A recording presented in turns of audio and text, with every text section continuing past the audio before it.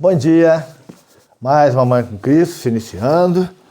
Hoje estaremos falando sobre a mensagem Não Perturbeis, que foi publicada no livro Caminho, Verdade e Vida, editora FEB, capítulo 164, que é referente ao Evangelho de Mateus, capítulo 19, versículo 6. De modo que não são mais dois, mas uma só carne. Portanto, o que Deus juntou, não separe o homem. Vamos lá? Mais uma passagem agora aqui, está aquela passagem mais falando sobre a questão do divórcio, da separação, né? Nós não somos radicais não, gente. Nós não estamos dizendo que ninguém tem que se separar, não é isso. Mas a gente tem que fazer de tudo para que isso não aconteça. Dentro das nossas possibilidades, é claro, existem relações que elas se tornam tão tóxicas, tão nocivas, que é inevitável a separação. E aí é claro que ela deve ocorrer, mas devemos trabalhar para que não chegue a esse ponto. Vamos lá, então. Não perturbeis. A palavra divina não se refere apenas aos casos do coração. Os laços afetivos caracterizam-se por alicerce sagrado e os compromissos conjugais ou domésticos sempre atendem a superior desígnio. O homem não ludibriará os impositivos da lei, abusando de facilidades materiais para lisonjear os sentidos. Quebrando a ordem que lhe rege os caminhos, desorganizará a própria existência. Os princípios equilibrantes da vida surgirão sempre corrigindo e restaurando. A advertência de Jesus, porém, apresenta para nós significação mais vasta. Não separeis o que ajuntou, corresponde também a não perturbeis o que Deus harmonizou. Ninguém alega desconhecimento do propósito divino. O dever, por mais duro, constitui sempre a vontade do Senhor. E a consciência, sentinela vigilante do Eterno, a menos que esteja o homem dominado no nível do bruto, dormindo no nível do bruto, permanece apta a discernir o que constitui obrigação e o que representa fuga. O Pai criou seres e reuniu-os. Criou igualmente situações e coisas, ajustando-as para o bem comum. Quem desarmoniza as obras divinas, prepare-se para a recomposição. Quem lesa o Pai, algema o próprio eu, aos resultados de sua ação infeliz e por vezes gasta séculos desatando grilhões. Na atualidade terrestre, esmagadora percentagem dos homens constitui-se de milhões em serviço reparador, depois de haverem separado o que Deus ajuntou, perturbando com o mal o que a providência estabelecera para o bem. Prestigiemos as organizações do justo juiz, que a noção do dever identifica para nós em todos os quadros do mundo. Às vezes é possível perturbar-lhe as obras com sorrisos, mas seremos invariavelmente forçados a repará-las com suor e lágrimas. Muito bonita essa mensagem. E eu estava falando aqui, né, que Jesus fala sobre a questão do matrimônio, né, do casamento, mas o Emmanuel, eu gosto muito do Emmanuel por causa disso. O Emmanuel ele tem uma visão muito ampla. É um grande estudioso do Evangelho, o Emmanuel. É um grande estudioso. Ele fala que nas escolas do mundo espiritual, no que diz respeito ao Evangelho, ele era apenas um aprendiz. Então, eu não sei nem o que nós somos ainda, porque se ele é um aprendiz com todo esse conhecimento, imagina a gente, né, que não tem quase nada, né? Então, vamos lá. Ele fala do não separeis, como também o não perturbareis. Por que não perturbar a ordem?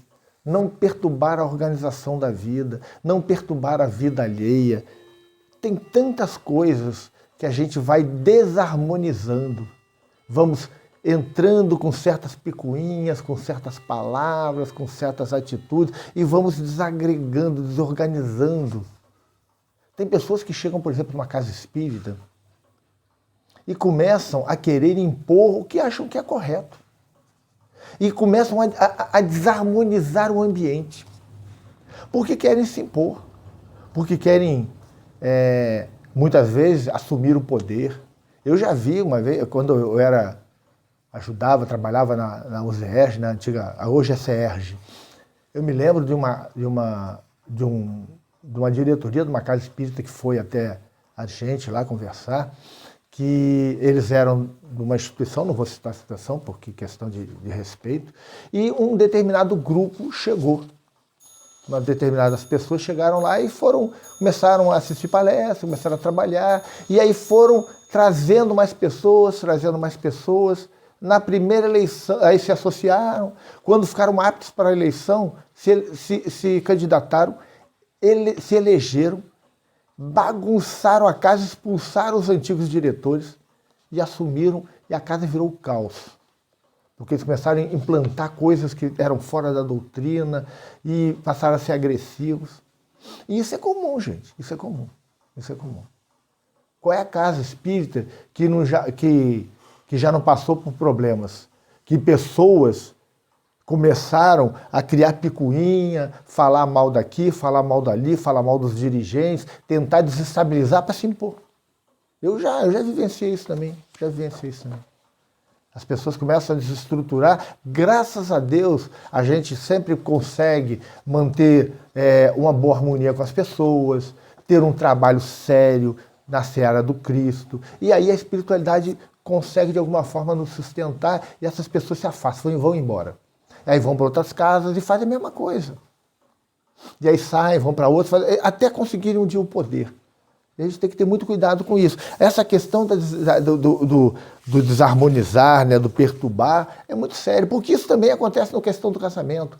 As pessoas, às vezes, vão desarmonizando o lar, e aí, foi o que eu falei, a gente tem que lutar para que não chegue a esse ponto, que aí a relação fica tóxica, fica tão problemática que o casamento fica obrigatoriamente insolúvel.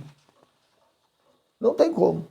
A gente tem que ter cuidado. Tem pessoas que são assim, tem pessoas que chegam no trabalho, criam um problema, começam a cobiçar a posição do outro, fazem fofoca, criam intrigas e vão, começam a botar um contra o outro, porque você divide para poder dominar.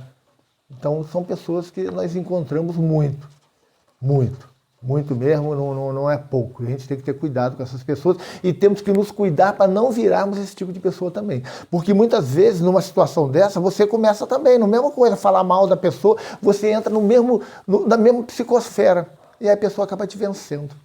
A gente tem que estabelecer o Cristo nos nossos corações e viver. Eu posso falar isso com bastante propriedade, porque eu já vivenciei isso. Já vivenciei pessoas que quase destruíram minha instituição por tentar estabelecer as coisas que achavam melhor e começavam a falar mal de um, falar mal do outro, tentaram desarmonizar. E a gente tem que ter muito cuidado com isso. Graças a Deus, isso passou, as pessoas foram embora, porque Deus está no comando, Jesus nos ajuda, a espiritualidade nos ajuda, e a gente segue em frente. Se nós somos sérios, nós vamos seguir em frente. Se temos pessoas dessas dentro da nossa casa, vamos assim, não vamos partir para briga, nada, porque, gente, isso não é cristão. Mas vamos nos proteger, vamos manter a serenidade, vamos deixar as coisas sempre as claras, que eu acho a coisa melhor, deixar as claras. Tem gente que fala assim, mas podem até reclamar da minha personalidade muitas vezes, dizendo que eu sou, às vezes, ríspido, não sei o quê, porque eu sou muito claro. O que está certo, está errado, está errado. Se alguém for falar para alguém, porque o Paulo falou mal de alguém, não acredite, porque se eu tiver que falar alguma coisa para alguém, eu falo por alguém, para essa pessoa. Então a gente tem que ter muito cuidado com isso. E é o que o Emmanuel fala aqui, a gente tem que ter cuidado com essas pessoas que trazem esse tipo de atitude, né? É que ele fala assim, né? Deus criou seres e reuniu-os, criou igualmente situações e coisas, ajustando-os para o bem comum. As situações, às vezes, são provas para a gente. Tem gente que chega na família e cria problema. Às vezes você tem um filho, tem uma filha, e aí começam a namorar. E esse alguém chega e desarmoniza. O que você vai fazer? Vai se voltar contra? Aí você se volta contra seu filho, contra sua filha. Você simplesmente contorna a situação e segue em frente. Um dia o seu filho vai perceber ou essa pessoa vai mudar. É seguir em frente, seguir como Cristo, perdoando, seguir em frente. Claro, nos defendendo. Não vamos também, por causa disso, virar saco de pancada para os outros. A gente tem que se defender. É justo se defender, desde que nós não passemos a agredir também.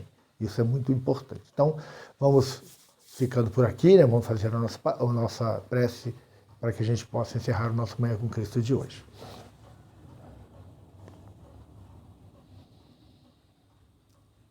Pai nosso que estais nos céus, santificado seja vosso nome.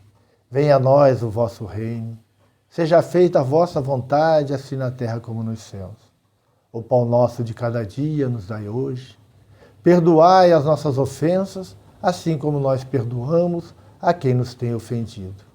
Não nos deixeis cair em tentação, mas livrai-nos do mal. Amém. Se você chegou até aqui, se gostou da nossa reflexão, dê seu like, compartilhe, divulgue nas suas redes sociais, mande para os seus amigos, nos ajude fortalecendo o nosso canal. É um canal de divulgação da mensagem do Cristo, baseado sempre na doutrina espírita, né? Qual é o nosso rumo aqui? Nós pegamos uma mensagem do nosso querido Emmanuel, psicografia do Chico, sobre um versículo do Evangelho, lemos e depois tecemos alguns comentários. É sempre assim.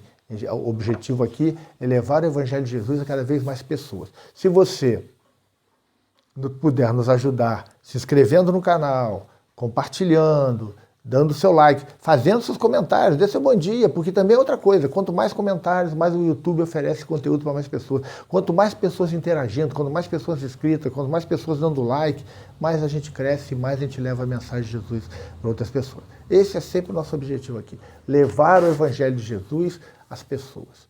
Fazer esse culto matinal, que acontece todos os dias às 7 horas da manhã, para que a gente possa começar o dia fazendo uma reflexão, harmonizando a nossa alma, pacificando, né, o nosso coração, para que a gente possa seguir o dia de forma mais harmonizada. É isso que a gente quer, sempre. E encerramos sempre com a nossa prece, porque acordar de manhã, fazer uma reflexão, uma prece, é o melhor para que tenhamos um dia bem tranquilo, com paz, com harmonia, com muita felicidade. Que Jesus nos abençoe. Até amanhã, se Deus quiser.